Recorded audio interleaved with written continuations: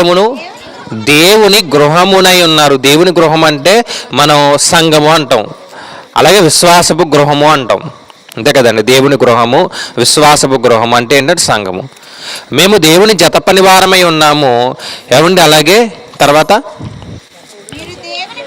మీరు దేవుని వ్యవసాయమును దేవుని గృహమునై ఉన్నారు. అంటే దేవుడు వ్యవసాయకుడు, అంటే దేవుని గృహం ఏది అంటే సంఘము అని మనం అర్థం చేసుకోగలిగితే, సేవకులు ఎవరు అంటే పనివారు.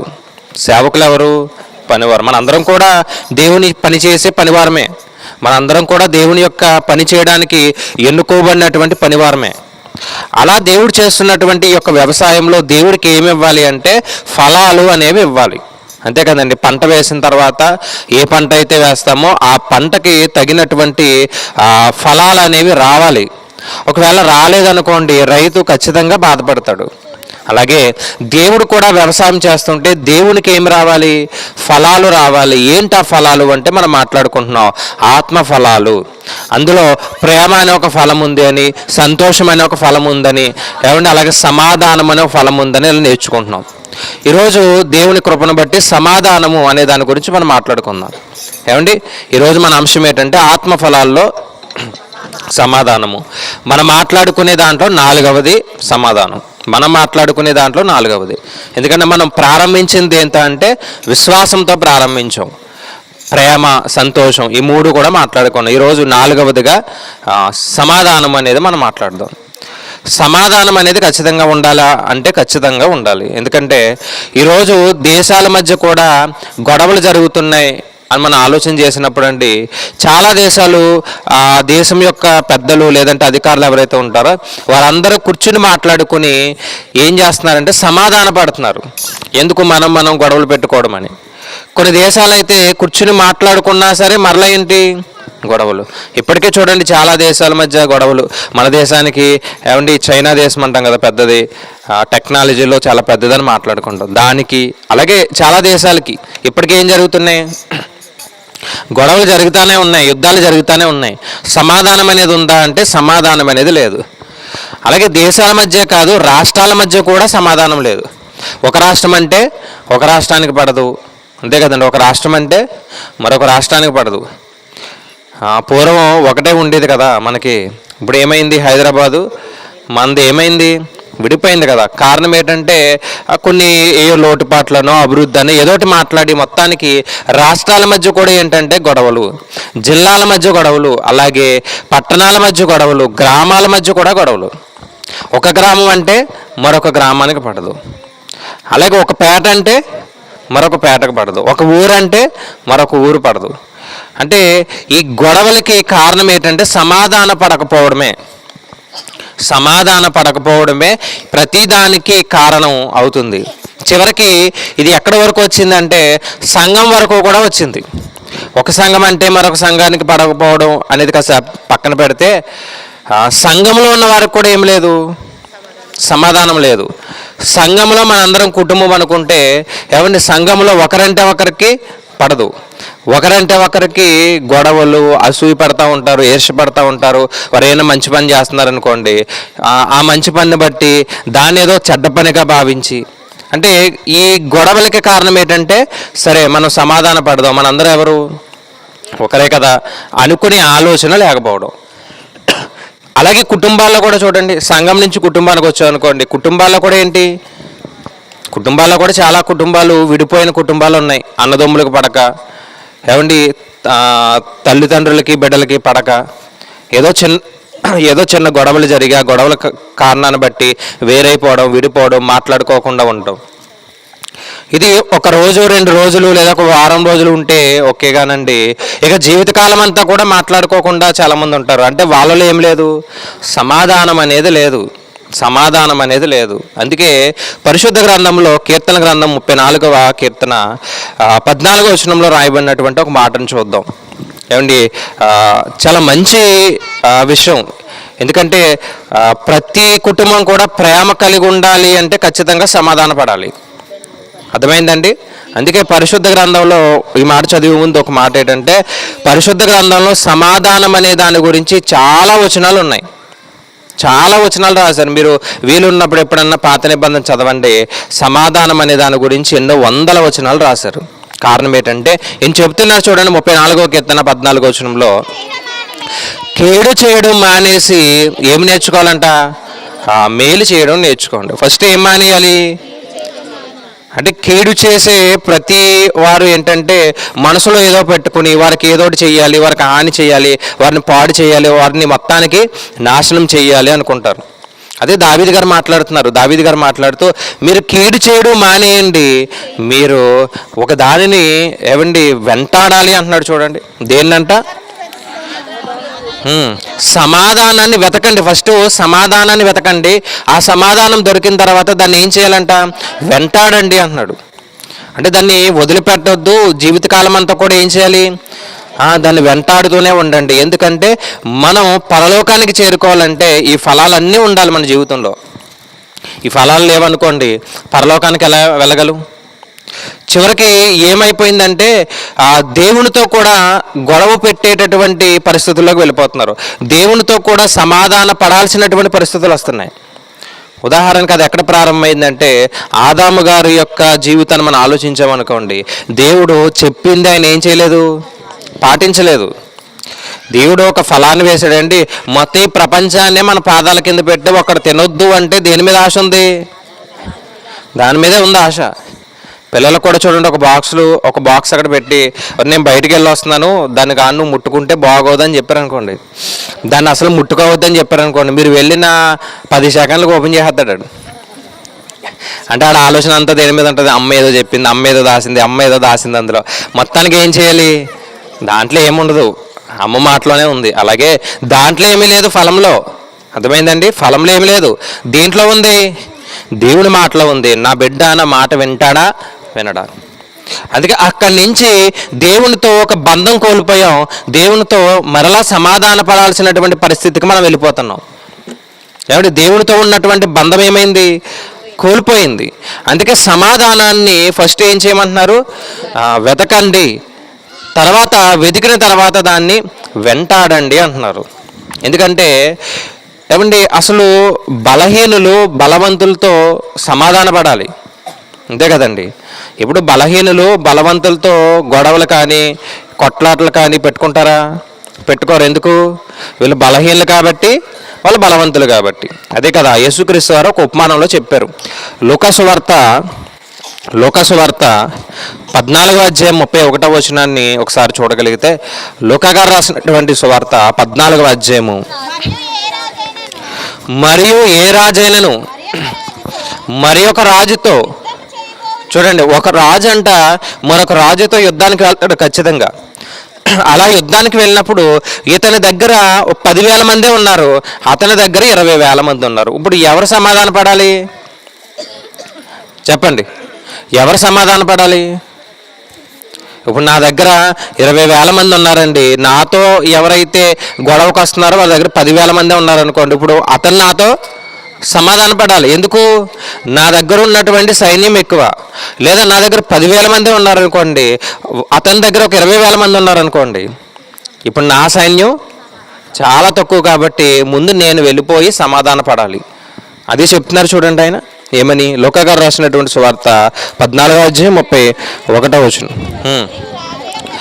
మరియు ఏ రాజైనను మరొక రాజుతో యుద్ధం చేయడానికి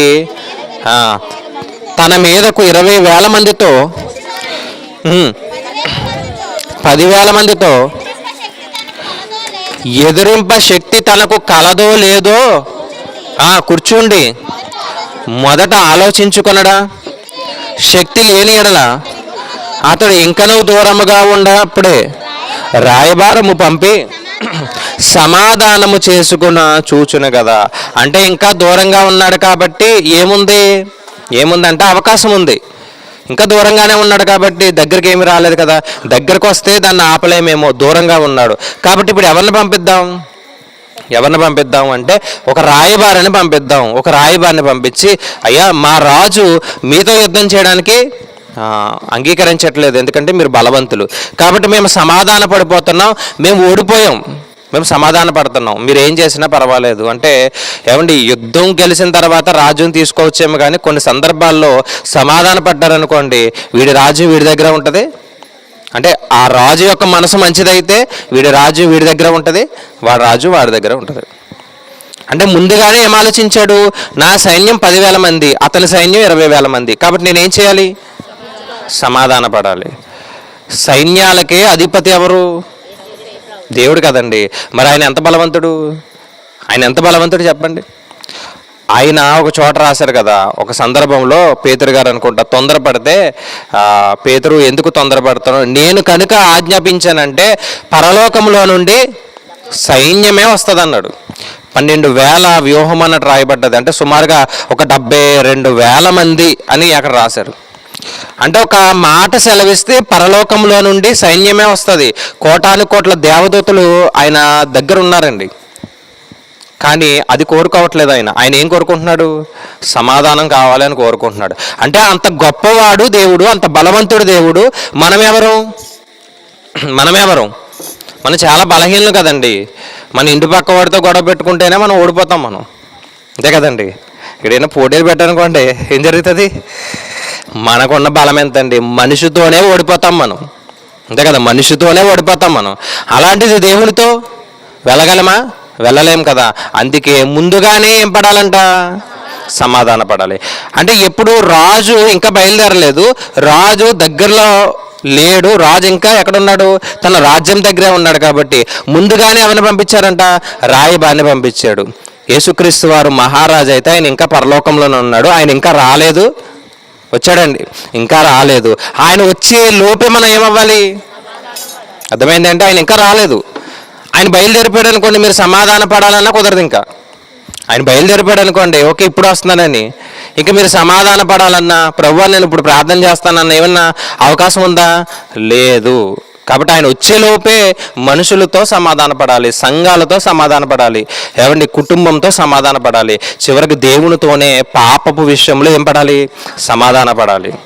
అందుకే పౌలు గారు రాస్తూ ఒక మంచి విషయాన్ని ఆయన ప్రస్తావించారు. చూడండి, కొన్ని మాటలు జాగ్రత్తగా మనం పరిశీలన చేద్దాం. కొరింథీయులకు రాసినటువంటి 2వ పత్రిక 5వ అధ్యాయం 20వ వచనం. కొరింథీయులకు రాసినటువంటి 2వ పత్రిక 5వ అధ్యాయం 20వ వచనం చదవండి. కావున దేవుడు మా ద్వారా వేడుకొనినట్టు మేము క్రీస్తుకు రాయబారులమై. ఇందుకే ఎవరంట? దేవుణ్ణి మేము వేడుకుంటున్నాం. మేము ఎవరు అంటే క్రీస్తుకు రాయబారులం. పౌలు గారు ఎవరు? ఒక దైవజనుడు. పౌలు గారు ఎవరంటే వాక్యాన్ని చెప్పేటటువంటి ఒక దైవజనుడు, ఒక సేవకుడు, దేవుని పని చేసే ఒక పనివాడు. ఇప్పుడు ఆయన గురించి ఏం రాస్తున్నారు అంటే చూద్దాం అన్నమాట. కావున దేవుడు మా ద్వారా వేడుకొనినట్టు మేము క్రీస్తుకు రాయబారులమై దేవునితో సమాధాన పడుడని క్రీస్తు పక్షముగా మిమ్మును బతిమాలు కొనుచున్నాము. రాజుగారి దగ్గరికి వెళ్ళి, అయ్యా ఇదిగో మా రాజుగారి యొక్క సైన్యం చాలా చిన్నది, ఓడిపోతాడు, అందుకే నీ దగ్గరకు వచ్చి సమాధాన పడమన్నాడని ఎవరు వెళ్ళారంట? అక్కడ లూకాసు వార్త 14:31 రాయబారి వెళ్ళాడు. ఎందుకు ఆ రాయబారి ఎవరంటే దేవుని పని చేసే సేవకులే రాయబారులు. మీ పక్షాన మేమేం చేస్తున్నాం? అర్థమైందండి? మీ పక్షాన మేము ప్రార్థన చేస్తున్నాం. రెండవది ఏంటంటే మీరు సమాధాన పడండి అని మేము మీకు తెలియపరుస్తున్నాం. ఒకటి మీ పక్షాన సమాధాన పడండి, దేవా వాళ్ళు పాపం చేశారు లేదా తప్పు చేశారు అని మీ పక్షాన మేము అక్కడ ఏం చేస్తున్నాం? విజ్ఞాపన చేస్తున్నాం. ఇంకా ఆయన ఏం చెప్పాడంటే ఇంకోటి, దేవునితో సమాధాన పడుడని క్రీస్తు పక్షముగా మిమ్మును బతిమాలు కొనుచున్నాం. అక్కడ దేవుణ్ణి బతిమాలుకుంటున్నట్టు మనం అర్థం చేసుకోవాలి. రెండవది ఏంటంటే ఏమండి మిమ్మల్ని కూడా ఏం చేస్తున్నాం? క్రీస్తు పక్షాన మిమ్మల్ని కూడా బతిమాలు కొనుచున్నాం.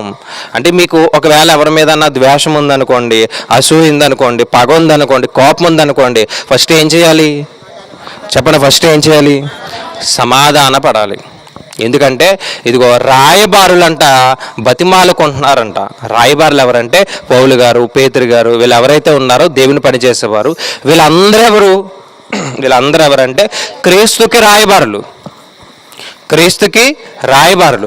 ఈ రాయబారులు సంఘంలో ఎవరైతే ఉన్నారో ఆ సంఘంలో ఉన్నవారు సమాధాన పడాలని బతిమాలుకుంటున్నారు. ఎందుకంటే అసలు సమాధానానికి కర్త ఎవరు? చూడండి, రోమిలికి రాసిన పత్రిక 15వ అధ్యాయం 33వ వచనం.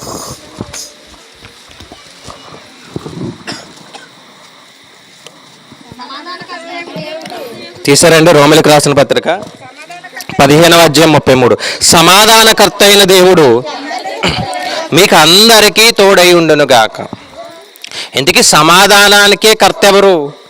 యేసుక్రీస్తు ప్రభువు వారు. విశ్వాసానికి కర్త ఆయనే, సమాధానానికి కర్త ఆయనే. అర్థమైందండి? విశ్వాసానికి కర్త ఎవరు అంటే ఆయనని మనం మాట్లాడుకున్నాం. మీరు పాపంలో ఉన్నారు కాబట్టి ఇదిగో మీరు విశ్వాసానికి కర్త అయిన క్రీస్తు వైపు చూడండి అని మాట్లాడుకున్నాం.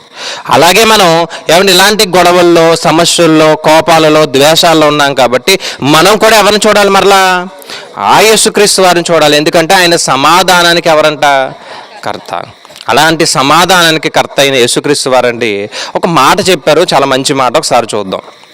ఏంటంటే మత్తయి గారు రాసినటువంటి సువార్త 5వ అధ్యాయం 23వ వచనంలో ఒక చిన్న మాట ఉంది, దాన్ని జ్ఞానిద్దాం ఒకసారి.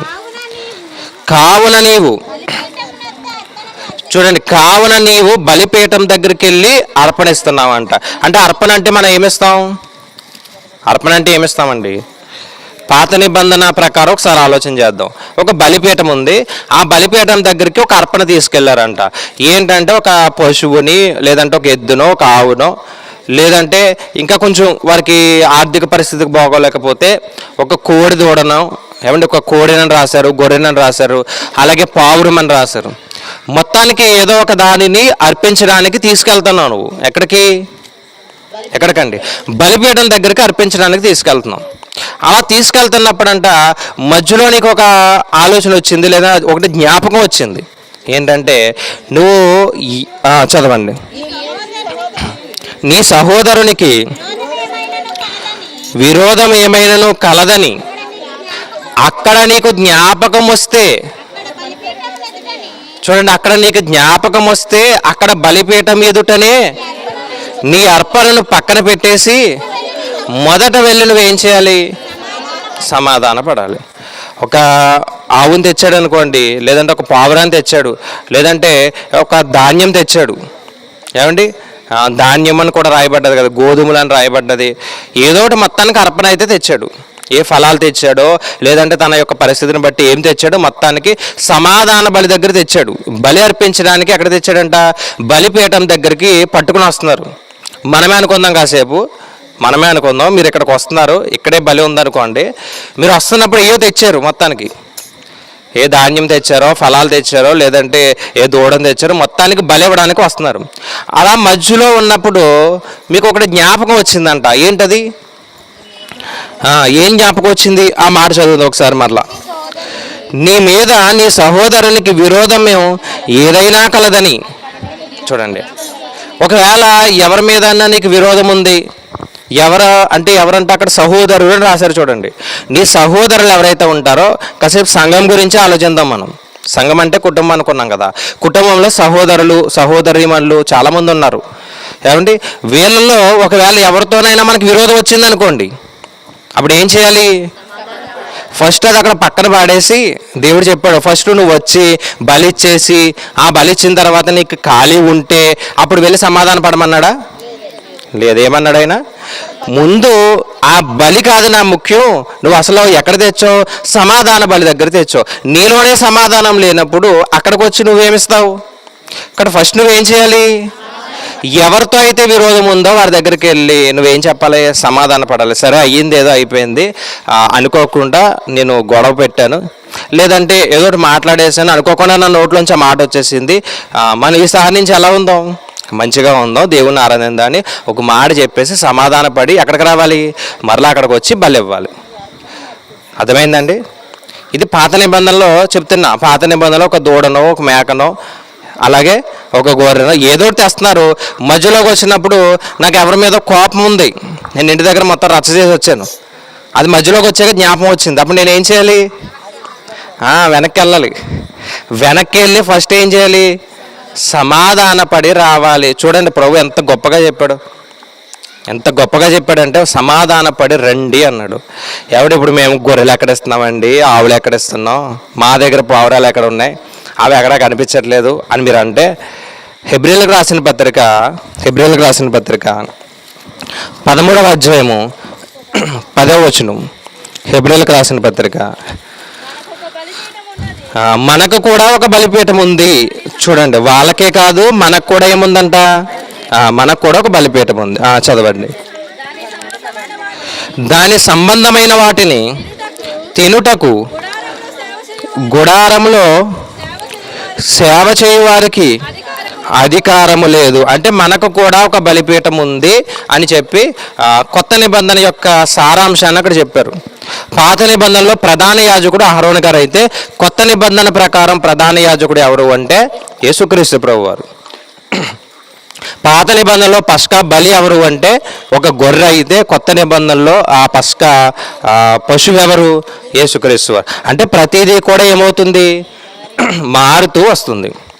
అంతే కదండి, ప్రతిదీ కూడా ఏమవుతుందంటే మారుతూ వస్తుంది. ఇప్పుడు చూద్దాం, 15వ వచనానికి వెళ్దాం డైరెక్ట్గా. కాబట్టి ఆయన ద్వారా మనము దేవునికి ఎల్లప్పుడూ స్తుతి యాగము చేయుదము, అనగా ఆయన నామము ఒప్పుకొనుచు జిహ్వ ఫలము అర్పించుదము. మనము కూడా అర్పణిస్తున్నాము. దేనితో ఇస్తున్నాము? అర్పించుదము అన్నారు. చూడండి, కనిపించిందన్నమాట. అర్పించుదము దేని ద్వారా అంట?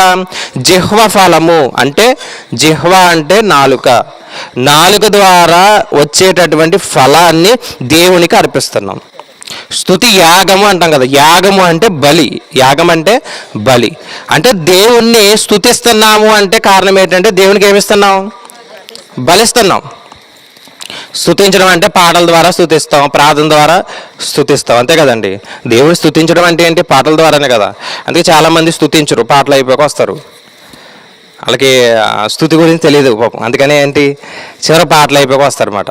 కొంతమంది వస్తారు, కూర్చుంటారు, కానీ సరే అన్నట్టు కూర్చుంటారు. కనీసం వాళ్ళు పాడే పాటలో కూడా ఏం చేయరు. సరే నాకు ఎలాగ రాదాలు పాడుతున్నారు కదా, నేను ఏకీపిందామని ఏముండదు. అంటే నాలుక ద్వారా జిహ్వ ఫలం అన్నది చూడండి. అంటే ఆ ఫలాన్ని ఇవ్వడం ఏంటంటే అర్పించడం దేవునికి. ఆ రోజు ఇచ్చినటువంటి అర్పణ వేరు, ఈ రోజు ఇస్తున్నటువంటి అర్పణ వేరు. వాక్యం చెప్పడం ఏంటి, అది కూడా అర్పణే. ఇప్పుడు నేను పాట పాడుతున్నాను అనుకోండి, ఉదాహరణకి నేను ఇంటి దగ్గర గొడవ పెట్టుకుని వచ్చాను అనుకోండి, ఇప్పుడు ఏం చేయాలి? పాట మధ్యలో ఆపేయాలి. లేదు ప్రభు విచారణమే పాడేసి వెళ్ళిపోతాను అనకూడదు. మధ్యలో ఆపేసి ఏం చేయాలి? వెళ్ళి సమాధాన పడి రావాలి. అర్థమైందండి? ప్రతి నిమిషం కూడా ప్రతి ఒక్కరితో సమాధాన పడాలి. ఇలా సమాధాన పడకపోతే చివరికి దేవునికి విరోధులైపోతాం మనం. చూడండి, ఆయన జిహ్వ ఫలం అర్పిస్తున్నాడంట, స్తుతియాగము చేత అన్నాడు. అలా ప్రతి ఒక్కరు ఇక్కడ కూర్చున్న వాళ్ళందరూ చేస్తున్నప్పుడు మనం ఏం ఆలోచించాలి అంటే, ఇదిగో నేను ఎవరికన్నా విరోధంగా ఉన్నానేమో, ఎవరినైనా తిట్టానేమో, కోపడ్డానేమో, ఇంకా నాకు బలం ఎక్కువ కొట్టేసి వచ్చానేమో. కాబట్టి ఏం చేయాలి? సమాధాన పడాలి. అందుకే పాట పాడటము, ప్రార్థన చేయడం, వాక్యం చెప్పడం ఇవి పెద్ద గొప్ప విషయాలే ఏం కాదు. ఇవి కూడా గొప్ప విషయాలే, కానీ దానికంటే మించింది ఏంటి? అంతే కదండి. నీ అర్పణ కంటే నలిగినటువంటి నీ హృదయం నాకు కావాలి అన్నాడు దేవుడు. నీ అర్పణ నాకు అవసరం లేదా, ఏం కావాలి? ప్రవక్త వెళ్ళాడంట, ప్రభువా ఈయన రాజుగా చేసేనా, చాలా బాగున్నాడు, మంచి హైట్ ఉన్నాడు, చాలా ఎత్తుగా ఉన్నాడు అంటే, ఇతను కాదు రాజు. ఎవరు? అక్కడ గొర్రెలు కాచుకుంటున్నాడు కదా ఒక చిన్న కుర్రాడు, ఎవరైనా దావీదు మహారాజు. ఆయనలో ఏముంది ప్రభు అంటే, ఈయనలో బలం ఉంది, ఆయనలో మంచి మనసు ఉంది. నాకు ఎవరు కావాలి? మంచి మనసు ఉన్నవాడే కావాలి, సమాధాన పడేవాడే కావాలి. అదండి దేవుడు క్యారెక్టర్. అది దేవుడు కోరుకునే మనలో కావాల్సినటువంటి క్యారెక్టర్ అది. అందుకే పాట పాడినా, ప్రార్థన చేసిన, వాక్యం చెప్పినా ఫస్ట్ ఏం చేయాలి? సమాధాన పడాలి. అందుకే 7 మాటలు చెప్పే వాళ్ళకి ఒక సలహా మాట. ఇది ఆర్డర్ కాదండి, దీన్ని ఏమంటారంటే రిక్వెస్ట్ అంటారు కదా. కాబట్టి ఎవరైతే చెప్తున్నారో, ఎవరైతే చెప్పడానికి సిద్ధపడుతున్నారో ఫస్ట్ మీరు ఏం చేయాలంటే, ఒకవేళ ఎవరితోన్నా గొడవలు ఉంటే, మీకు ఉన్నాయని చెప్పట్లేదండి, ఉంటే సమాధాన పడండి. ఎవరైనా కానివ్వండి, నేనైనా కానివ్వండి, సమాధాన పడాలి. అలాగే మీకు అవకాశం ఉంటే 40 దినాలు దగ్గర 10 దినాలు వెళ్ళిపోయినాయి, 10-15 గట్టిగా ఉంటే 30 ఉంటే ఆదివారాలు తీసేస్తాయి. కానీ మీరు ఏం చేయాలి? జాగ్రత్తగా దేవుడికి ఇంకా దగ్గరగా ఉండడానికి ప్రయత్నం చేసి, వీలైతే వారంలో ఒక రోజు ఉపవాసం ఉండి దేవుడి సలహా అడిగి చక్కగా మీరు ఏం చేయాలి? ఏమంటే అడిగితే దేవుడు ఏం చేస్తాడు? ఖచ్చితంగా మీకు జ్ఞానం ఇస్తాడు. అప్పుడు వచ్చి చెప్పండి, సూపర్ చెప్తారు మీరు. ముందు చెప్పిన వాళ్ళ కంటే ఇంకా గొప్పగా చెప్తారు. అంటే ఈ 7 మాటలనే కాదండి, భవిష్యత్తులో ఎవరైనా మంచి సేవకులు అవ్వాలనుకుంటే అవనస్తులు ఏం చేయాలంటే సమాధాన పడాలి. ఏది చేయాలన్నా ఫస్ట్ ఏం చేయాలి? సమాధాన పడాలి. ఎందుకంటే ఇంకా కొన్ని మాటలు చూద్దాం. చూడండి, కొరింథీయులకు రాసినటువంటి రెండవ పత్రిక 5వ అధ్యాయము 18వ వచనం. ఇందాక 20 చూసాం కదా, ఒకసారి 18 చూద్దాం. సమస్తమును దేవుని వలన చదవండి. క్రీస్తు ద్వారా తనతో సమాధానపరుచుకొని ఆ సమాధానపరచు పరిచర్యను మాకు అనుగ్రహించను. అంటే సమాధానం ఎలా వస్తుంది అంటే సువార్త ద్వారానే, వాక్యం ద్వారానే, దేవుని మాటలు వినడం ద్వారా ఒకరి పట్ల ఒకరికి ఏమొస్తుంది? ఐక్యత అనేది వస్తుంది. ఒకరికొకరు కలిసి పని చేయాలని ఒక ఐక్యత ఎప్పుడు వస్తుంది అంటే వాక్యం ద్వారానే. మనకంటే ఐక్యత కలిగిన వాళ్ళు ఒకరు ఉండారండి. సాతాను సమూహం ఉంది తెలుసా? సాతాను అంటే సాతాను ఒక్కడే కాదు, సాతానుతో కూడా కొంతమంది వచ్చేసారు. పరలోకంలో యుద్ధం జరిగినప్పుడు ఏమండి, సాతాను సమూహం అంతా ఓడిపోతే దేవుడు పడదోసేస్తే సమూహం కూడా వచ్చింది. సాతాను సమూహం ఎంత కష్టపడతారో తెలుసా? రాత్రి పగలు ఏముండదు వాళ్ళకి, ఎవరిని తినేద్దామా అని కష్టపడతానే ఉంటారు. మరి మనం ఎప్పుడు తినేసి పడుకుందామా అనుకుంటాం. మన ఆలోచన అంతా అలా ఉంటుంది. కానీ సాతానులో లేదంటే వాడి యొక్క సమూహంలో ఉన్నటువంటి ఐక్యత అండి ఈరోజు క్రైస్తవుల్లో ఉంటేనండి ఎంత గొప్పగా ఉంటారో తెలుసండి. ప్రతి కుటుంబం కూడా చాలా దీవెనకరంగా ఉంటారు. అందుకే సువార్త వల్లే ఏం జరుగుతుందంట, ఆయన మాట్లాడుతున్నాడు చూడండి. సమస్తమును దేవుని వలన అయినవి, ఆయన మనలను క్రీస్తు ద్వారా తనతో సమాధానపరుచుకొని ఆ సమాధానపరచు పరిచర్యను మాకు అనుగ్రహించును. అది ఏదమనగా దేవుడు వారి అపరాధములను వారి మీద మోపక క్రీస్తునందు లోకముడు తనతో సమాధానపరుచుకొను ఆ సమాధాన వాక్యమును మాకు అప్పగించను. అందుకే ఏంటి అది అని మనం ఆలోచన చేసినప్పుడు అండి ఆయన ఒక మాట చెప్పాడు. ఏంటది? క్రీస్తునందు లోకమును తనతో ఏమిటి దాని పైనలో అది ఏమనగా దేవుడు వారి అపరాధములను, అంటే దేవుడు ఎంత గొప్పవాడు అంటే మనం చేసిన అపరాధాలు మన మీదే మోయలేదు, అంటే మన మీదే మోపలేదు ఆయన. ప్రతి ఒక్కడు సిలువ మోయండి అప్పుడే మీ పాపాలు పోతాయి అన్నాడండి. మీ సిలువ మీదే మోసుకోండి అంటే ఎంతమంది మోస్తారండి? మీ సిలువ మీరే మొయ్యండి అంటే ఎంతమంది మోస్తారు అంటున్నానండి. గుడ్ ఫ్రైడేకి వేసేద్దాం ఎవరితన్నా సిలువ. ఏమండి, ఒక నిలబెట్టి చూడండి. క్రిస్మస్కి ఒక తాత గెటప్ ఉంటుంది, క్రిస్మస్ తాత. అలాగే గుడ్ ఫ్రైడేకి కూడా చాలామంది ఏం చేస్తున్నారు, ఒక చెక్క సిలువ వేసి తిరిగేస్తున్నారు మొత్తం అందరూ. నిజానికండి ఆయనకి వేసినటువంటి ఆ సిలువ ఏదైతే ఉందో అది ఎంత బరువు, అది వేశారనుకోండి, నిజానికి ఆయన కొట్టినట్టుగా మేకులు కొట్టారనుకోండి, ఎలా ఉంటుందండి? చచ్చిపోతామే. ప్రభువా ఏంటి ప్రభువా అంటారు. ఏమండి, మనకు తెలుసు కదా, ఆ సినిమా తీసిన ఆ యాక్టర్ ఉంటాడు ఒక ఆయన, మెల్ గిబ్సన్. ఏమండి, తను ఏం చేశాడంట, ఆ కొరడా కొట్టినప్పుడు వెంటనే బ్లడ్ వస్తే హాస్పిటల్కి వెళ్ళాడనమాట. హాస్పిటల్కి వెళ్ళినప్పుడు సుమారుగా ఒక 15 కుట్లు పడితే, ఏంటి ఒక చిన్న దెబ్బకే నేనేమైపోయాను, 15 కుట్లు పడ్డాయి, ఏంటి నా పరిస్థితి, హాస్పిటల్కి వెళ్ళిపోయాడు. అలాంటిది క్రీస్తుని ఎలా కొట్టారంటే ఇక అసలు ఆయనకి కుట్లేయడానికి కూడా ఏం దొరకలేదంట. అంటే అంత భయంకరంగా కొట్టారు. ఎందుకు ప్రభువా అంటే ఆయన చెబుతున్నాడు చూడండి. ఎందుకు ప్రభువా అంటే క్రీస్తునందు లోకమును తనతో సమాధానపరుచుకొనుచు. అంటే లోకంతో నేను సమాధాన పడాలి అంటే లోకంలో ఉన్నటువంటి వారి పాపాలు ఏమవ్వాలి, ఫస్ట్ కడిగేయాలి. ఎలాగా? మన రక్తం సరిపోదు, ఎందుకంటే మనం పాపం చేశాం కాబట్టి. ఎవరి రక్తం కావాలి? ఏ పాపము చేయనటువంటి పరిశుద్ధుల రక్తం కావాలి. అది ఎవరు అంటే ఆయన ఒక్కడే. అందుకే ఆయన రక్తాన్ని కార్చి ఆ రక్తంలో ఉన్నటువంటి ఆ పాపాన్ని కడిగేశాడు. అది ఎఫ్సీలకు రాసిన పత్రికలో రాశారు. ఏమనంటే చూడండి ఎంత చక్కగా రాశారంటే, అక్కడ పౌలు గారు ఎఫ్సీ అనే సంఘానికి ఒక పత్రిక రాస్తూ 2వ అధ్యాయము 17వ వచనంలో రాశారు చూడండి. మరియు ఆయన వచ్చి దూరస్తులైన మీకును చూడండి, దూరస్తులైన మీకు అంటున్నాడు చూడండి. ఇశ్రాయేలు మాత్రమే దేవుని బిడ్డలుగా ఉండేవారు, 12 గోత్రాల ప్రజలు. తెలుసు కదండి, అందులో మనకి ఎన్ని గోత్రాలు నోటేయడం మనకు తెలియదు, కానీ మొత్తానికి 12 గోత్రాలు. అందులో మనకు బాగా తెలిసింది యోధా గోత్రం. వీళ్ళు మాత్రమే దేవుని బిడ్డలు. అయితే మిగిలిన వారు అన్యులందరూ ఎవరు చెప్పండి? ఎవరు? దూరస్తులండి దేవునికి. మిగిలిన వారు అందరూ ఎవరు? దేవునికి దూరస్తులే కదా. ఈ దూరస్తులు కూడా దేవునికి దగ్గర అవ్వాలని యేసుక్రీస్తు ప్రభు వారు ఏం చేశారంట? చూడండి ఏం చేశారంట, 17. వారికిని సమాధాన సువార్తను ప్రకటించెను, ఆయన ద్వారానే మనము ఉభయములను ఒక ఆత్మయందు తండ్రి సన్నిధికి చేరగలిగి ఉన్నాము. నిజానికి మనము కూడా దేవుని యొక్క ఏర్పాట్లో ఉన్నవారు మేము కాదు. ప్రారంభం అంటే ఆయన మన దేవుని కొరకే ఏర్పాటు చేసుకున్న సువార్త కొరకే. మనం కూడా ఎవరు? మనం కూడా ఎవరండి? మనం కూడా ముందు అందరూ దూరస్తులే. ఇక్కడ బాప్తిసం పొందలేని వాళ్ళందరూ కూడా దేవునికి దూరస్తులే. అలా దేవునికి దూరస్తులుగా ఉన్న ప్రతి ఒక్కరిని కూడా ఆయన రక్తంలో ఏం చేశాడంట? మనల్ని ఏకం చేశాడంట. అసలు దేంట్లో దూరం అయిపోయామంటే పాపంలో దూరం అయిపోయాం. అందుకే దేవునికి మనకి అడ్డుగా ఏముందంట? పాపం అనే గోడ ఉంది. ఏమండి, ఈ గోడని తొలగించేశాడు. ధర్మశాస్త్రం ఉంది, ధర్మశాస్త్రాన్ని తొలగించేశాడు. ఎవరో కూడా ధర్మశాస్త్రాన్ని నెరవేర్చలేకపోతున్నారు. ఎవరో కూడా దేవుని సన్నిధిలోనికి రాలేకపోతున్నారు. మరి ఎలా అందరూ మారాలని ఆయన తన రక్తం ద్వారా ఏం చేశాడు?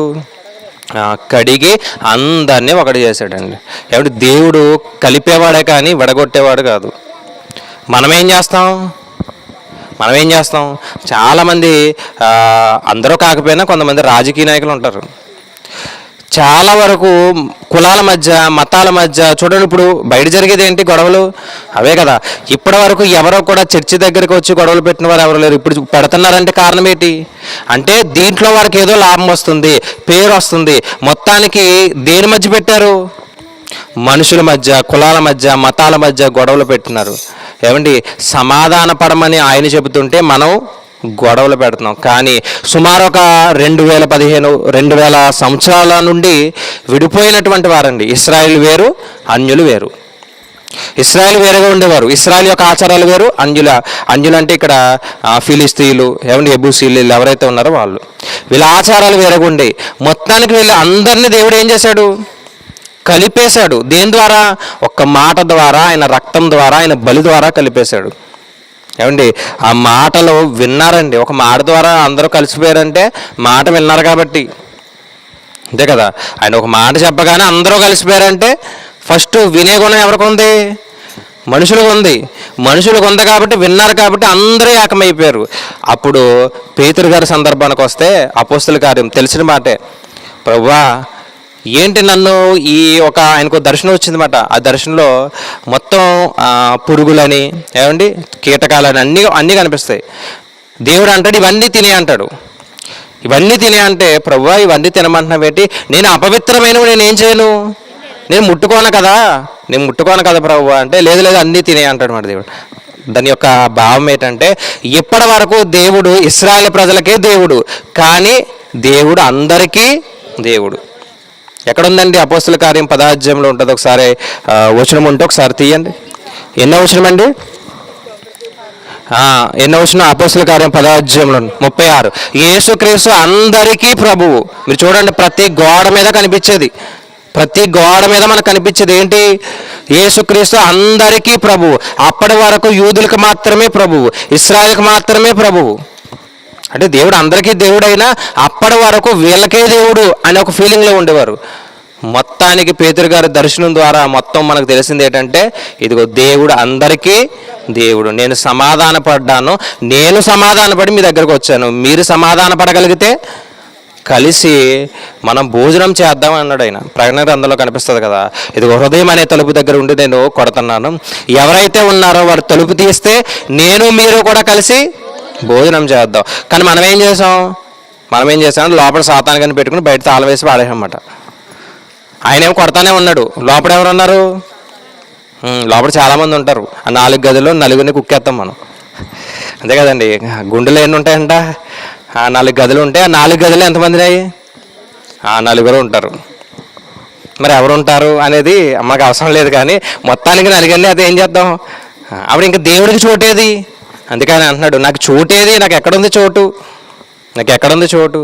కనీసం నాకు తల వాల్చుకోవడానికి కూడా నిజంగా స్థలం లేదండి ఆయనకి. ఈ సృష్టిని చేసింది ఆయనండి, ఈ ప్రపంచాన్ని సృష్టించింది ఆయనది.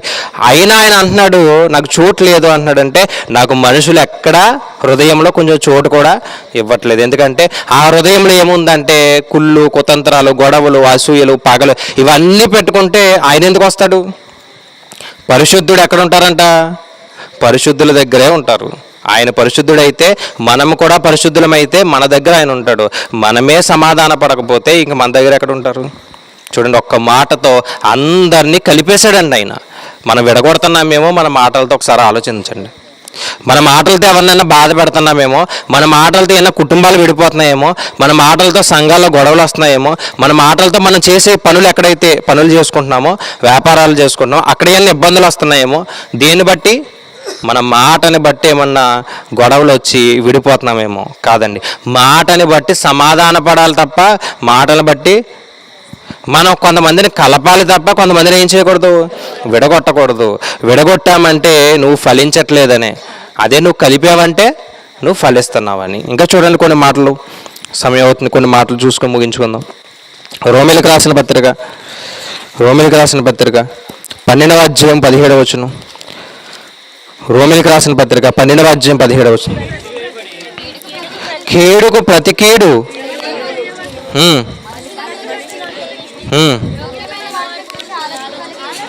ఆలోచన కలిగి ఉండుడి, సఖ్యమైతే మీ చేతనైనంత మట్టుకు సమస్త మనుషులతో ఎలా ఉండాలంట? సమాధాన పడండి. ఫస్ట్ మనలో మనకు సమాధానం ఉండాలి, నాలో నాకు సమాధానం ఉండాలి.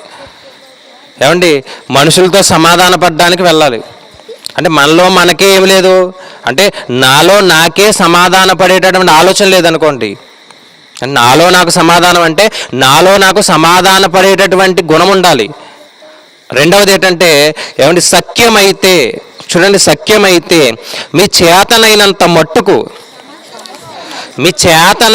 మట్టుకు ఇదిగో ఈ కుటుంబంతో పడండి, ఆ కుటుంబంతో పడండి, ఈ 2 కుటుంబాలు వదిలేయండి అనలేదు ఆయన. అన్నాడా? ఒక 3 కుటుంబాలు ఉన్నాయి కదా, ఈ 3 కుటుంబాలతో సమాధాన పడదాం, ఈ కుటుంబాలు ఏం చేద్దాం, ఈ కుటుంబాలు వదిలేద్దాం అని చెప్పలేదు ఆయన. ఏమన్నాడు ఆయన? సఖ్యమైతే మీ చేతనైనంత మట్టుకు సమస్త మనుషులతో కూడా ఏముండాలంట? సమాధాన పడండి. అందుకే సమాధానపరచువారు, సమాధాన పడేవాడు ధన్యుడు అని మనం చదువుకుంటున్నాం కదా. మరలా చదవండి ఆ మాట, మత్తయి సువార్తలో ధన్యతలు. సమాధాన పరచువారు ధన్యులు, సమాధాన పడేవాడు ధన్యుడు కాదు. అక్కడ రాయబడిన మాట మీరు గమనించగలిగితే సమాధాన పరచువారు ధన్యులు. అంటే ఎవరైతే సమాధాన పరుస్తున్నారో వారు ధన్యులు. సమాధాన పడేవారు ధన్యులే, సమాధాన పరిచేవారు కూడా ధన్యులే. అప్పుడప్పుడు కొంతమంది పెద్దలు ఉంటారు కదండి, కొంచెం మంచి వాళ్ళమాట. గొడవ పెట్టుకుంటున్నాం అనుకోండి, ఎవరు ఎందుకు గొడవ పెడుతున్నావు? మీరు అందరూ ఎవరు ఒకటే కదా, మన అందరూ ఒకే కుటుంబం కదా అని మధ్యలోకి వచ్చి కొన్ని మాటలు చెప్పి ఇద్దరిని ఏం చేస్తారు? కలిపేసి వెళ్ళిపోతారు. మరి షేక్ హ్యాండ్ ఇచ్చుకోండ్రా, మాట్లాడుకోండ్రా అంటారు. అంటే ఆ పెద్దలు సమాధానపరిచి వెళ్తున్నారు, వాళ్ళు ధన్యులే. ఆ పెద్దల మాట ఎప్పుడైతే విని, సరే ఒక పెద్ద ఆయన చెప్పాడు కదా, ఎందుకు మనం చిన్నోళ్ళం కదా, మనకు తెలియదు కదా అని ఎప్పుడైతే మనం కూడా సమాధాన పడుతున్నామో మనం కూడా ఎవరు? మనం కూడా ధన్యులమే. పరిచేవారు ధన్యులే, అలాగే సమాధాన పడేవారు ధన్యులు. అందుకే సఖ్యమైతే మీ చేతనైనంత మట్టుకు ఏం చేయాలి?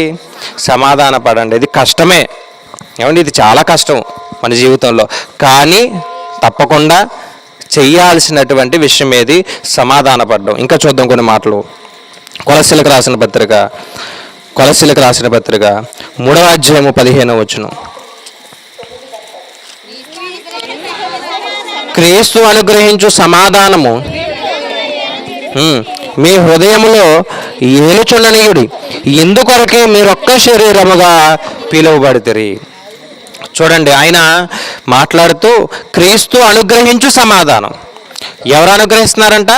క్రీస్తు అనుగ్రహించు సమాధానము మీ హృదయంలో ఉండనియండి. ఎందుకంటే ఎందుకొరకే మీరొక్క శరీరముగా పిలువబడుతుంది. అంటే ఒక శరీరము, ఏమండి, ఆ శరీరంలో చాలా అవయవాలు ఉంటాయి కదా, ప్రతి దాంతో ఏంటి? సమాధాన పడుతుంది, అంతే కదండి. ఈ చేతికి దోమ కొడుతుంది అనుకోండి, నువ్వే కొట్టుకుంటుంది చెయ్యా అంటదా? అన్నది ఏం చేస్తుంది? వెంటనే వెళ్ళి కొడుతుంది. అంతే కదా. ప్రతిదీ కూడా ఏం చేస్తుంది, ఒక అవయవం ఏదన్నా బలహీనపడ్డది అనుకోండి, మరొక అవయవం ఏం చేస్తుంది, అంతే కదా, సాయం చేస్తుంది. మీరు ఒక్క శరీరం అంటే సంఘం అంతా ఒక్క శరీరం. సంఘానికి శిరస్సు ఎవరు, యేసుక్రీస్తు వారు అయితే సంఘానికి అవయవాలు ఎవరు, మనందరం ఎవరం అంటే ఆ సంఘానికి అవయవాలు. కానీ ఆ అవయవాలు ఎప్పుడూ కూడా ఆ సంఘం కొరకు పనిచేస్తాయా? సంఘం కొరకు సంఘంలో కాళ్ళు ఉంటాయి కానీ నడవమాట. శిరస్సు బాగానే ఉంది, అవయవాలు మనమైతే కాళ్ళు ఉన్నాయి కానీ కాళ్ళు ఏం చేయవు, అసలు ఏ పనికి రావు, ఏ సువార్తకి వెళ్ళవు. చేతులు ఉంటాయి అంతే, కానీ ఏమైందంటే చచ్చిపడిపోయినమాట. కొంతమంది చేతులు వరే లెగట్లేదా అంటే నరాలు ఏమైనాయి, నరాలు చచ్చిపడిపోయినాయండి, ఇంకా లెగదంటండి ఆ చెయ్యి అంటారు.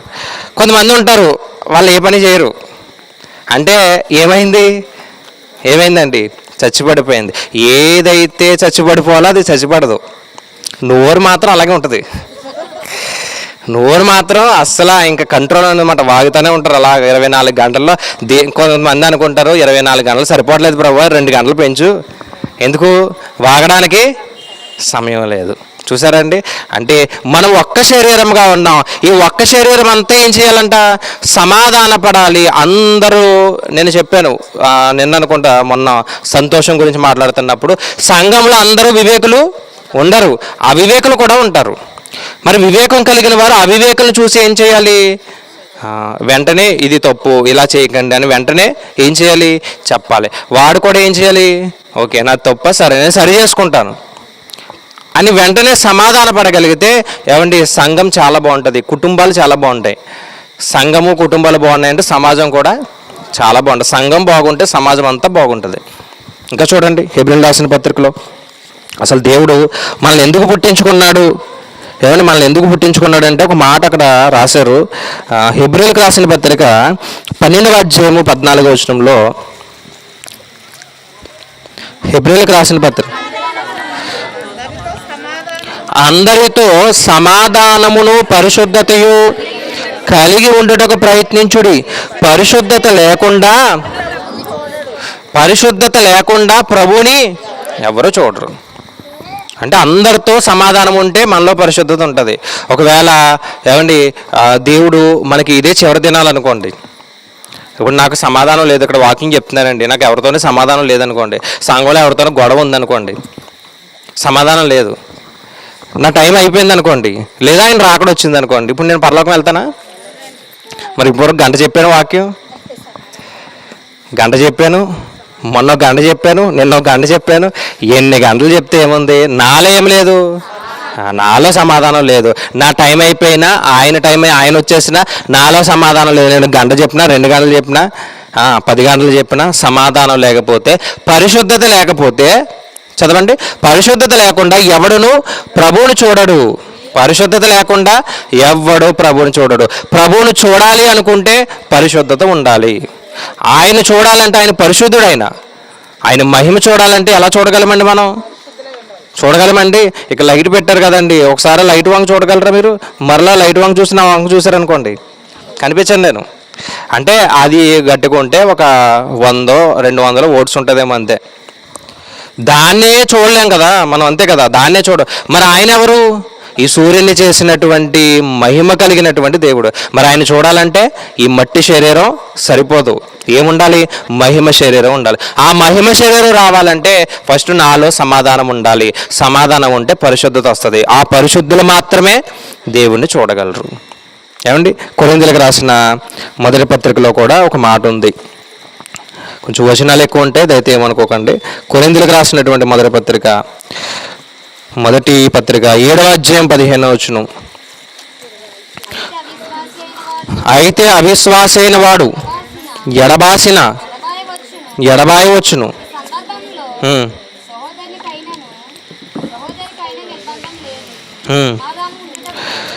సమాధానం ఉండుటకు దేవుడు మనలను పిలిచి ఉన్నాడు. అసలు దేవుడు ఎందుకు పిలిచాడంటే మనల్ని ఎందుకు పిలిచాడు? ఈరోజు ఎవరు పిలిచారు? ఈ కూడి కట్టింది వీరమణి గారు. మరి ఆవిడ పిలిచారు లేదో కానీ నేను చెప్పాను కాబట్టి వచ్చారు.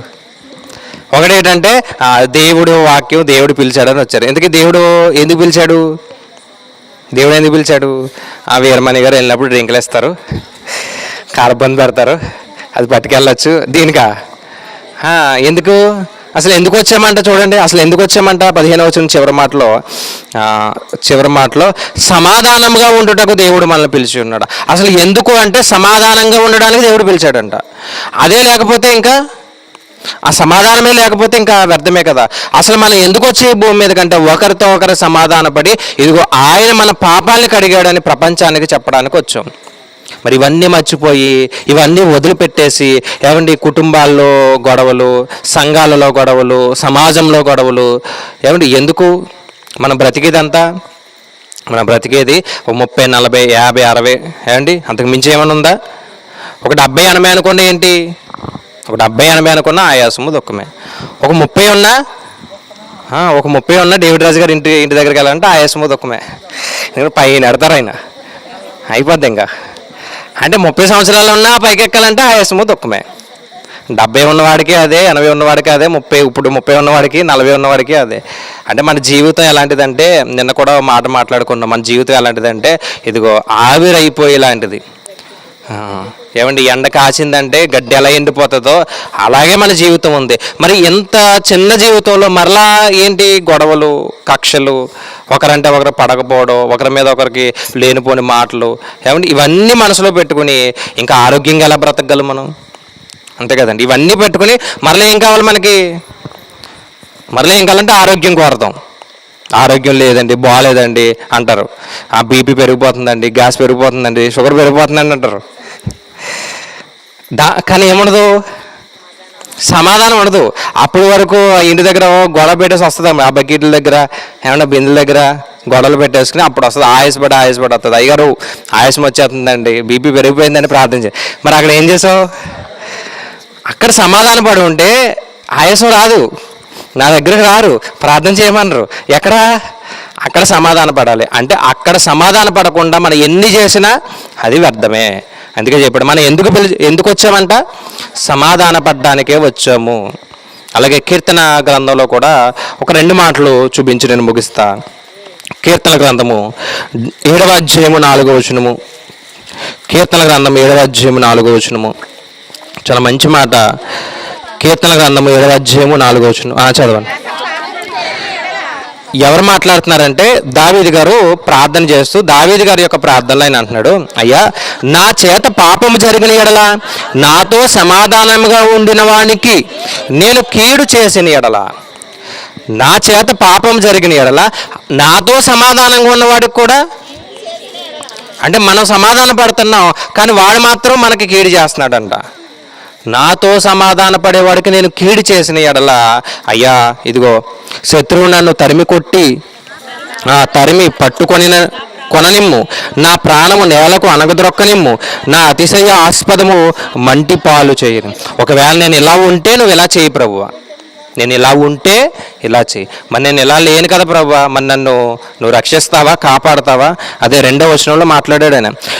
వారు సింహం వలె ముక్కలుగా చీల్చివేయకుండా నన్ను తప్పించు యెహోవా నా దేవా, నేను ఈ కార్యము చేసిన ఎడల నన్ను కాపాడు ప్రభువా, నన్ను రక్షించు ప్రభువా అని మాట్లాడాడు ఆయన.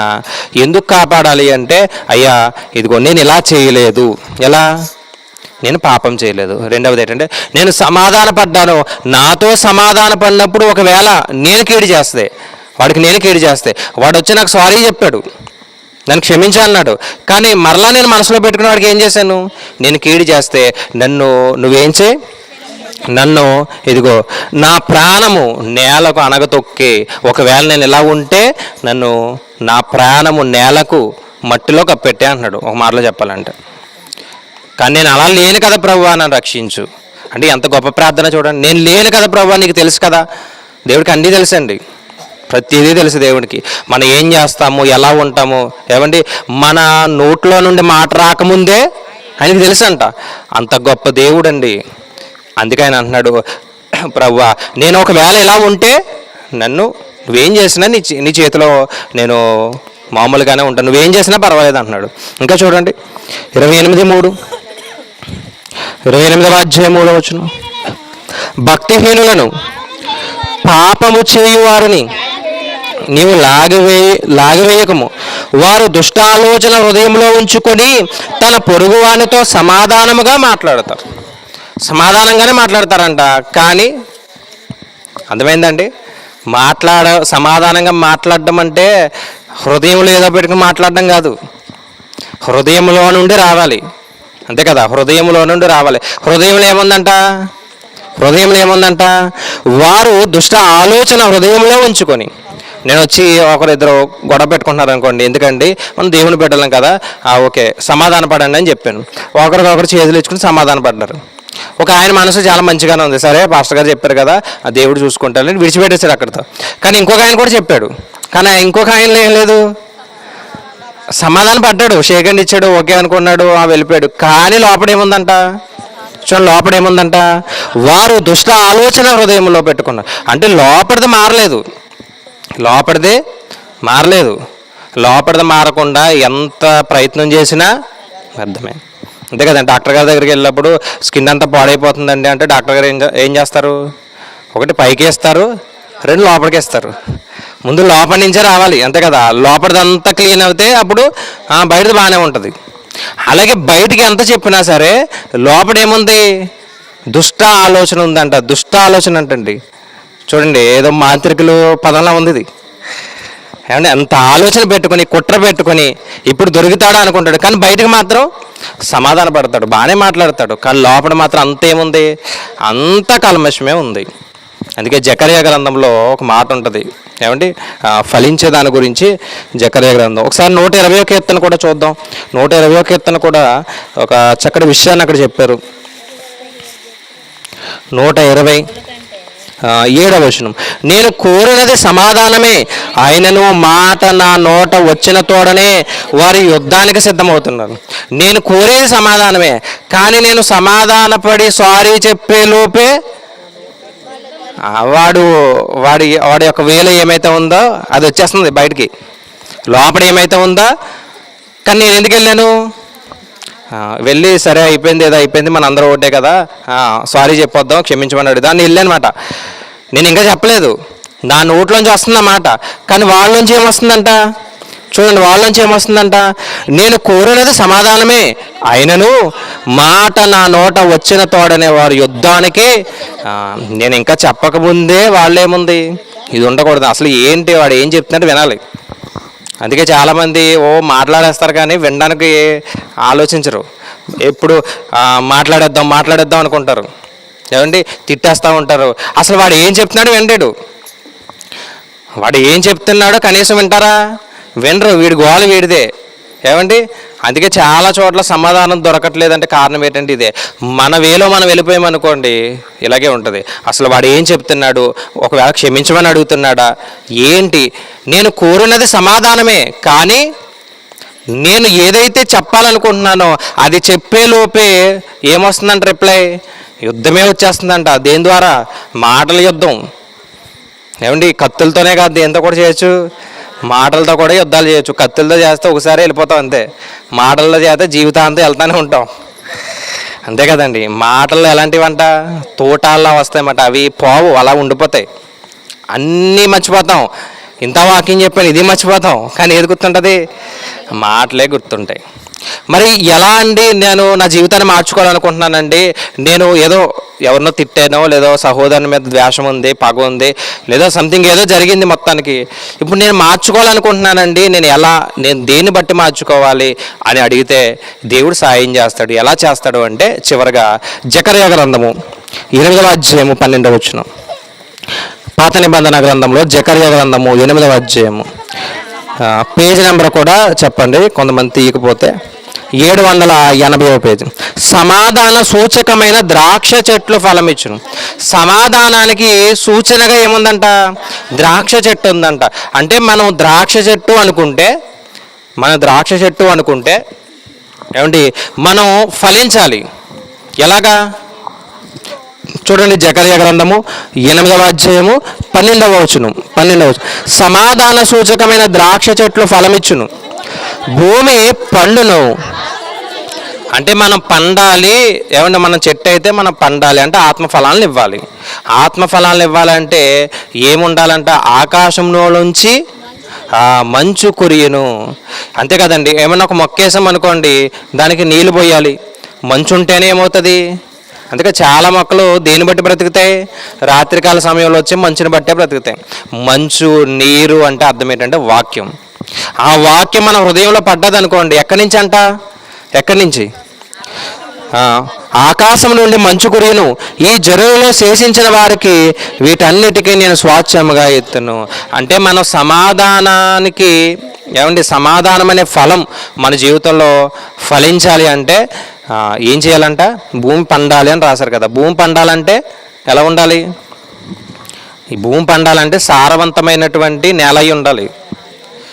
దాంట్లో మనం ఒక మొక్క వేసిన తర్వాత మరలా ఫలించడానికి ఏం చేస్తాం, చాలా వేస్తాం కదా. ఏమంటే ఒక మొక్కని పెంచాలంటే దానికి కావాల్సిన ప్రతిదాన్ని వేస్తారు మీరు. ఎరువు వేస్తారు, నీళ్ళు వేస్తారు, ఎంత మోతాదులు అంత మోతాదులు వేస్తారు, అవసరమైతే దానికి మందులు కూడా వేస్తారు, కోడిగుడ్డు డొక్కలు పెడతారు, అన్నీ చేస్తారు. ఎందుకు, ఫలించాలి. మరి మనము ఫలించాలంటే ఇదిగో వాక్యము పైనుంచి వచ్చింది. ఎవరు తీసుకొచ్చారు, యేసుక్రీస్తు ప్రభువారు. ఆయన అంటారు, నేను నా తండ్రి దగ్గర వెళ్ళిన సంగతులే మీకు చెబుతున్నా, నా తండ్రి నాకు ఏదైతే బోధించారో నేను అదే చెబుతున్నా. ఆయన అక్కడి నుంచి వాక్యాన్ని తీసుకొచ్చారండి. ఈరోజు ప్రపంచం అంతా కూడా వాక్యం వెళ్తున్నా సరే నేను సమాధాన పడను అంటే అంతేనండి. ఇంకా నాకు అవసరం లేదు అంటే ఆయన ఏం చేస్తాడు, ఆయన వ్యవసాయకుడు. ఆయనకి కోపం వస్తే పంటనే ఆయన కోసి పక్కనన్నా పడేస్తాడు, కిరసనాలు వేసన్నా అంటించేస్తాడు, ఆయన ఇష్టం. అంతే కదండి. అంటే వ్యవసాయం చేసే వాళ్ళకి మొత్తం పురుగు పట్టేస్తుంది అనుకోండి, ఏం చేస్తాడు, రెండు ఒకటి దాన్నన్నా నాశనం చేస్తాడు, లేదంటే అదే ముందు దాకా ఆయనని చచ్చిపోతాడు. ఆయన దేవుడు ఆది యందు ఉన్నవాడు, అంతము లేనివాడు. ఆయన ఆదియు అంతము అని రాయబడుతుంది. ఏమండి, ప్రకటన గ్రంథంలో ఆయన గురించి రాశారు కదా. ఆయన దేవుడు, ఆయన చేసినటువంటి మనుషులమండి మనం. ఆయన చావడం కాదు,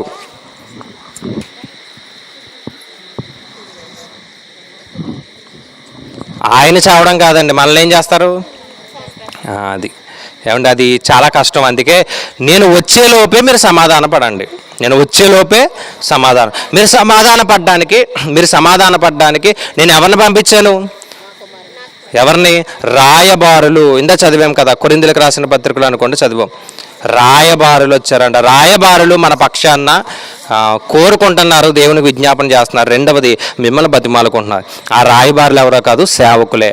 ఈరోజు సేవకులుగా మేము నిలబడి మిమ్మల్ని కోరుకునేది, బతిమాలుకునేది ఏంటి, ఈ రాత్రి మీలో ఎవరికన్నా గొడవలున్నా, సంఘంలో ఉన్న వారితో ఎన్న గొడవలు, కుటుంబంలో ఎన్న గొడవలున్నా, ఏమండి సమాధాన పడే ఇంటికి వెళ్ళండి. అప్పుడు ప్రశాంతంగా నిద్రపడుతుంది. ప్రశాంతంగా పడుకున్నా కొంతమంది ఏమంటే ప్రశాంతంగా పడుతుందండి మాకు నిద్ర అంటే మేము ఏం చేస్తున్నాం, సమాధానం పడిపోయామండి ఎప్పుడు అనుకుంటారు. గడిచిన కొన్ని సంవత్సరాల్లో ముంబైలోనో ఏదో ప్రాంతంలో ఒక అమ్మాయిని రేప్ చేసి చంపేశాడు. ఒక ఆయన పాడు చేసి చంపేసి చక్కగా ఇంటికి వెళ్ళిపోయి ఆ బట్టలన్నీ ఉతికేసుకుని ఆరేసుకుని లోపలికి వెళ్ళి ఏసీ వేసుకుని చక్కగా దుప్పటి కప్పుని పడుకున్నాడు.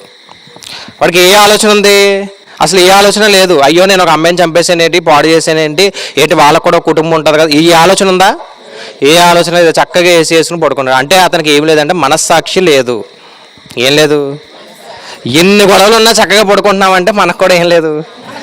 అది మేము ప్రశాంతంగానే పడుకుంటున్నామంటే ఫస్ట్ ఏంటంటే మనస్సాక్షి ఎక్కడో పాడైపోయింది. కాబట్టి మీరు ఏం చేయాలి, ఫస్ట్ సమాధాన పడదాం. ఏమండి నేను ఆ వ్యక్తి దగ్గరికి వెళ్ళి సారీ చెప్పేంత ధైర్యం నాకు లేదండి, నాదంత మంచి పెద్ద గుండె కాదండి అనుకుంటే, ప్రభువా ఇదిగో నేను ఒకవేళ పాపం చేసి ఉంటే ఆ వ్యక్తి విషయంలో నేను ఎక్కడ సమాధాన పడుతున్నాను, రేపటి నుంచి ఇంకా అతను ఒకవేళ నా దగ్గరికి వచ్చి గొడవ పెట్టినా మాట్లాడినా నేను ఇక అసలు ఆ జీవితంలో అతని మాటే దేను అని ఇక్కడ సమాధాన పడగలిగితే దేవుడు ఆ బిడ్డను ఏం చేస్తాడు, మారుస్తాడు. కాబట్టి ప్రార్థన చేసుకుందాం, మోకరిందాం, ప్రార్థన చేసుకుందాం. ప్రతి ఒక్కరు కూడా తలలు వంచి ఏమన్నా ఆయన యొక్క సన్నిధిలో విన్న వాక్యాన్ని ఒక్క 2 నిమిషాలు జ్ఞాపకం చేసుకుని, ఒకవేళ మనలో మనకి ఏమన్నా గొడవలు ఉన్నాయేమో, కక్షలు ఉన్నాయేమో, ఒకవేళ ఎవరి మీద అసూయ ఉందేమో, ద్వేషం ఉందేమో, ఒక్కసారి ఒకవేళ ఉంటే ఒకసారి జ్ఞాపకం చేసుకోవడానికి ప్రయత్నం చేద్దాం. ఎందుకంటే ఆయన తన కుమారుణ్ణి పంపించాడు ఈ భూమి మీదకి. మనం చేసినటువంటి పాపాలు ఏమన్నా ఆయన మన మీద వేయకుండా ఆయనే మోసి ఏమండి అడ్డుగా ఉన్నటువంటి ఆ పాపాన్ని, ఆ గోడని తొలగించి ఇదిగో ఆయనకి మనకి తండ్రి అయిన దేవునికి మనకి సమాధానాన్ని ఏర్పాటు చేశాడు, సంబంధాన్ని ఇచ్చాడు, ఒక మంచి అనుబంధాన్ని ఇచ్చాడు.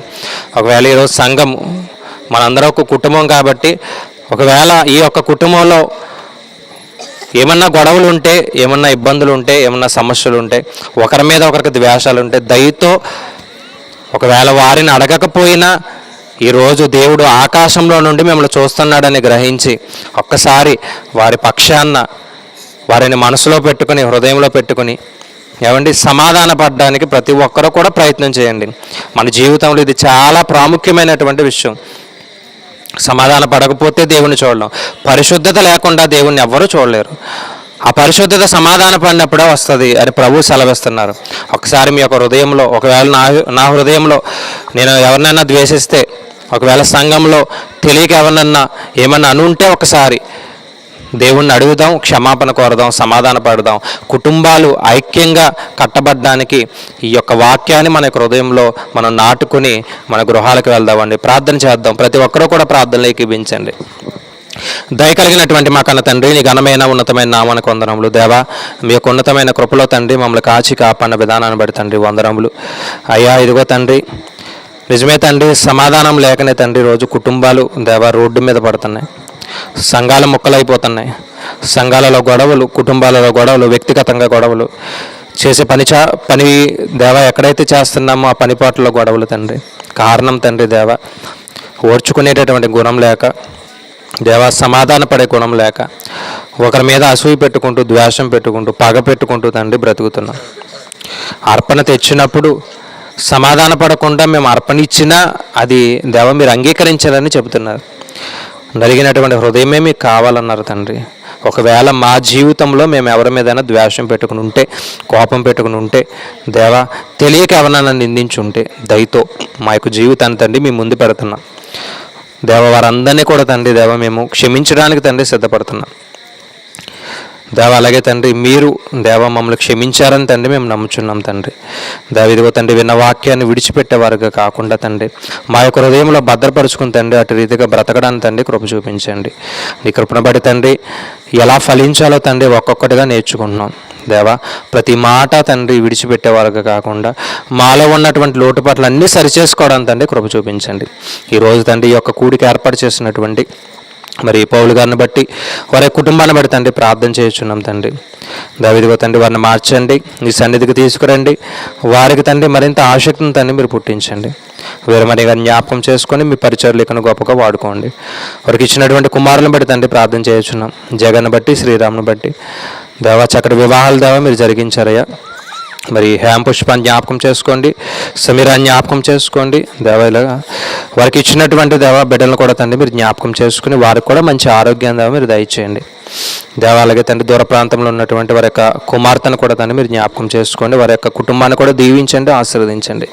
అలాగే తండ్రి దేవా మరి తల్లిగారు కోరుకున్న విధంగా తండ్రి దేవా మరి వారి యొక్క బిడ్డలు, భర్త గారు కూడా నీ మందిరానికి రావడానికి, రక్షణ పొందడానికి తండ్రి వారిలో తండ్రి మరింత ఫలింపు రావడానికి తండ్రి మరి యొక్క వాక్యం వారికి ఉపయోగపడుతుందని మేము నమ్ముచున్నాం తండ్రి.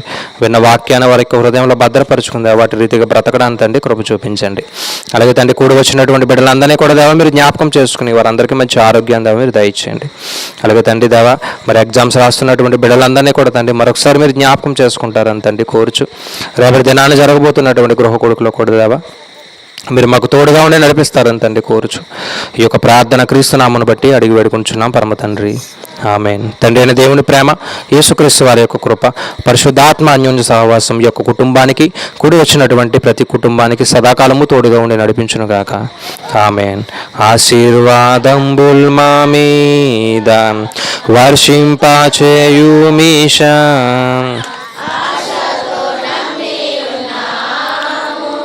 నీ సత్య వాగ్దానము ఏ మాహి మీద కృమ్మరించుమో దేవా, క్రమ్మారా ప్రేమ వర్షాంబున్ కృమ్మారించుము దేవా. ఆమేన్. అందరికీ వందనాలండి. ఈరోజు కొంచెం లేట్ అయింది. అలాగే రేపటి దినాన్న యవనస్తులు వచ్చి పలహారాన్ని పంచుతారు.